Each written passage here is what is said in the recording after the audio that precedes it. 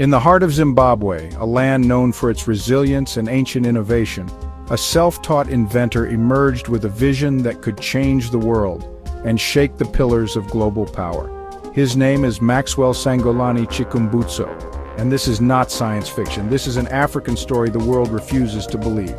Born and raised in the high-density suburb of Kuadzana, Harare, Maxwell had no silver spoon, no access to fancy labs, no formal engineering degree, just raw talent, faith, and an unshakable drive to create. While most kids played soccer, Maxwell was dismantling radios, learning circuitry from scratch.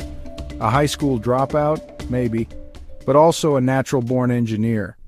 Then came what many called impossible, the greener power machine. A generator that runs on no fuel, no solar, no wind, just pure innovation, using radio frequencies to produce electricity. He says it can power homes, schools, even electric cars, with zero emissions and zero charging. If true, it could free Africa from energy poverty and revolutionize global engineering.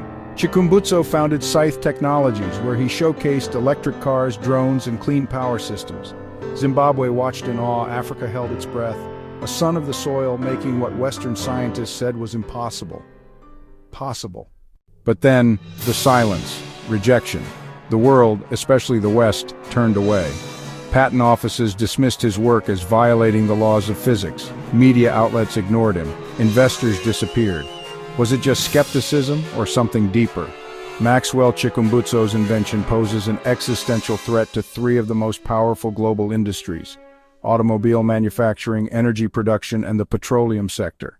His invention offers a self-powered generator that doesn't rely on fuel, solar, wind, or the grid, and an off-grid electricity generation that's clean, portable, and continuous. The threat level is extremely high. National power grids, coal plants, and hydro dams could be bypassed. Energy giants like GE, Siemens, Shell Energy would lose customers. No metered electricity equals billions lost in subscriptions, infrastructure, and consumption-based billing. Countries dependent on electricity exports like South Africa, Russia would face economic upheaval. Governments and corporations would lose their leverage over citizens and countries via energy access. Threat to the petroleum oil industry. His invention makes fuel-powered machines obsolete, including generators, vehicles, and industrial engines. This threat level is catastrophic. It will collapse of oil demand. If cars, homes, and industries no longer need fuel, global oil demand plummets. Billions in oil reserves, pipelines, refineries, and gas stations would lose value. Economies like Saudi Arabia, Nigeria, Russia, and Venezuela rely heavily on oil exports. Ships, trucks, and planes would face a fundamental redesign. Gas stations and infrastructure shut down. No demand equals sign collapse of retail fuel infrastructure.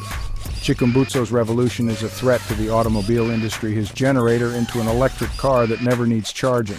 No need for batteries or charging stations. Tesla, BYD, Ford EVs, and others become outdated overnight. Entire supply chains based on lithium, cobalt, and charging technology become irrelevant. Automakers profit not only from vehicle sales, but from batteries, services, software updates, and warranties. All would be disrupted. If local garages can install Chikumbutso's generator into existing cars, automakers lose market control. Car owners in Africa and beyond could retrofit older vehicles, creating a decentralized car tech movement. So why is this a global threat? These industries are interconnected. Oil powers factories. Factories make cars. Cars run on gas. People pay utility bills to charge EVs. Chikumbutso's invention breaks this chain completely. The global elite and multinational corporations controlling energy, mobility, and infrastructure would face financial collapse and power loss. Africa, rich in sun but poor in grid infrastructure, could leapfrog straight into self-sustaining energy independence. Local manufacturing, farming, schools, and transport could flourish off-grid, and it will encourage homegrown science and tech to challenge the West. Why they might suppress it. Patent rejection is often not just about science, it's about protecting trillion-dollar interests. Powerful lobbies, oil, automotive, energy, historically resist any disruptive clean tech until they can control it. Chikumbutso's invention is real, and it's not just an innovation, it's a revolution, one that threatens the very structure of the modern global economy. In a world driven by oil, electricity monopolies, and fossil fuels, what happens to someone who invents a machine that could end it all? Some believe he's being silenced by energy giants. Others say he simply hasn't proved it. But Africa asks, what if he's right? Maxwell Chikumbutso represents more than an invention. He is a symbol of African genius in a world that often doubts our brilliance. For centuries, African innovation has been stolen, dismissed, or forgotten. But today we rise. Whether his invention works or not, one thing is clear. Africa must create space for its inventors, invest in its thinkers, and protect its visionaries. Maxwell Chikumbutso might be a legend, or he might be a miracle waiting for the world to see.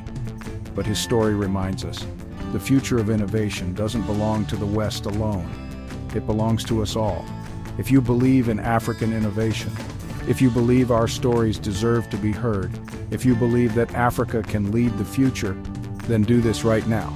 Like this video, drop a comment. What do you think about Maxwell Chikumbutso's invention? Share this with your friends, your community, your continent. And hit that subscribe button so we can keep telling the stories that the world ignores. #support Maxwell, #African innovation, #energy freedom.